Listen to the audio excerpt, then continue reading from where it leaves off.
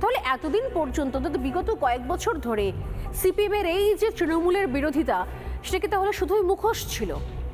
আসলে সিপিএম এবং তৃণমূল মুদ্রার এপিঠ এবং ওপিঠ হয়ে বাংলার মানুষকে এতদিন পর্যন্ত ভুল বোঝাচ্ছিল।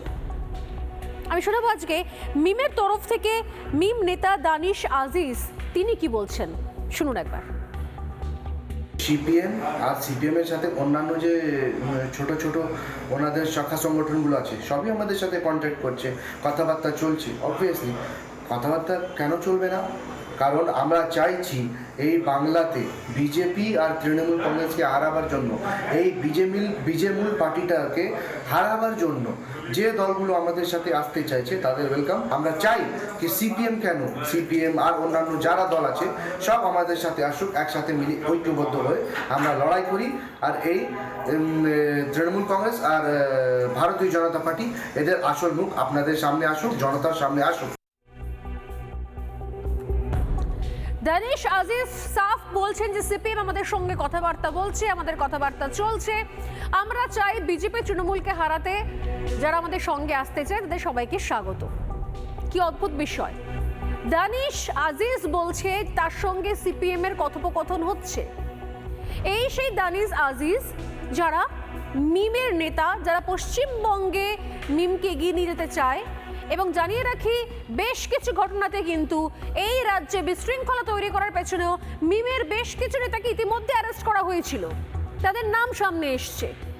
আসাদুদ্দিন ওয়েসির দল AIMIM, তার রাজ্য স্তরের নেতা তারা বলছেন যে সিপিএম তাদের সঙ্গে রয়েছে।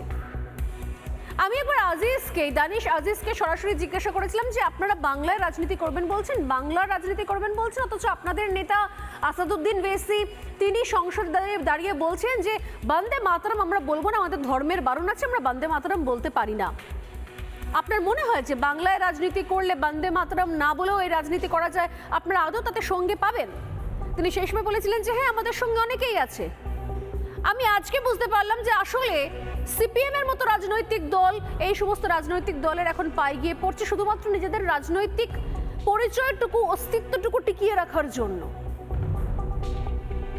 যে রাজনৈতিক দল বন্দে মাতরমকে মানতে পারছে না, বন্দে মাতরম গাইতে পারে না, তাদের সঙ্গে হাত মেলাতে দরবার করছে, বারবার যাচ্ছে, বৈঠক করার আবেদন করছে, মিটিং করার আবেদন করছে, অনুরোধ করছে সিপিএম। শুনুন সেদিন কি বলেছিলেন দানিশ আজিজ।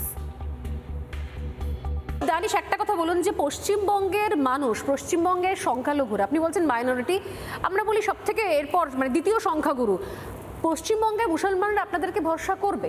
অবভিয়াসলি করবে, করছে, তবেই তো যোগদান করছে। আপনাদের নেতার নাম হচ্ছে আসাদুদ্দিন ওয়েসি, যিনি মনে করেন যে বন্দে মাতরম গাওয়া উচিত নয়, তাকে ভরসা করবে পশ্চিমবঙ্গের মুসলিমরা? এতটা কনফিডেন্স রয়েছে? অবভিয়াসলি, কেন করবে না?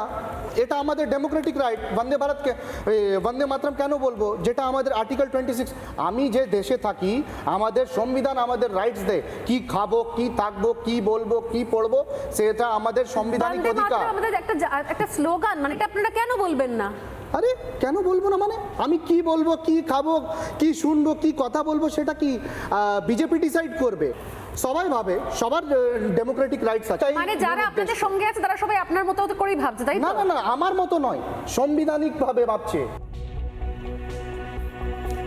এই দেশে থেকে স্পষ্টভাবে যারা বলতে পারে বন্দে মাতরম কেন বলবো, বন্দে মাতরম বলা যাবে না, এবং আমাদের সংবিধান অধিকার দিয়েছে আমরা যা খুশি তাই বলতে পারি, কোনো কিছু ইচ্ছা হলে নাও বলতে পারি, তারা এই মুহূর্তে সব থেকে আশা ভরসা, আস্থা ভরসার মাপকাঠি হচ্ছে সিপিএম এর কাছে। সিপিএম এর তরফ থেকে বারবার করে তাদের কাছে যাওয়া হচ্ছে শুধুমাত্র একটাই আবেদন, একটাই অনুরোধ নিয়ে যে প্লিজ আমাদের সঙ্গে জোট করুন। একটা গান মনে পড়ে যে আমি একটু জায়গা দাও মায়ের মন্দিরে বসি, সেরকম সিপিএম এর অবস্থা এই মুহূর্তে জায়গায় জায়গায়, জেলায় জেলায় এই মুহূর্তে ঘুরে বেড়াতে হচ্ছে। কখনো হুমায়ুনের কাছে গিয়ে বলতে হচ্ছে প্লিজ আমায় একটু জায়গা দাও, তোমার সঙ্গে জোট করতে বসি। প্লিজ মিমকে গিয়ে বলছে আমাকে একটু জায়গা দাও, তোমার সঙ্গে জোট করতে বসি। আর আইএসএফ নওশাদ তো এখনো ঝুলিয়ে রেখে দিয়েছে, কারণ একবার জোট করে দেখেছে খুব একটা লাভ হয়নি। আইএসএফ নিজের দমে যতটুকু পেরেছে জায়গা দখল করে নিয়েছে, এখন সিপিএম এর সঙ্গে নিয়ে কি লাভ? উল্টে আসন সমঝোতা করতে হবে। এহেন অবস্থায় নিজের যে ফ্রন্ট, যারা শরিক, যারা একসময় সুখ দুঃখের সাথী, তাদের সঙ্গে পর্যন্ত এখন দূরত্ব তৈরি হয়েছে। নানা ধরনের কন্টেন্ট দেখার জন্য লাইক করুন, শেয়ার করুন আমাদের ফেসবুক পেজ, সাবস্ক্রাইব করুন আমাদের ইউটিউব চ্যানেল। পাশাপাশি অন্যান্য ব্রেকিং নিউজের জন্য অবশ্যই চোখ রাখুন রিপাবলিক বাংলায়।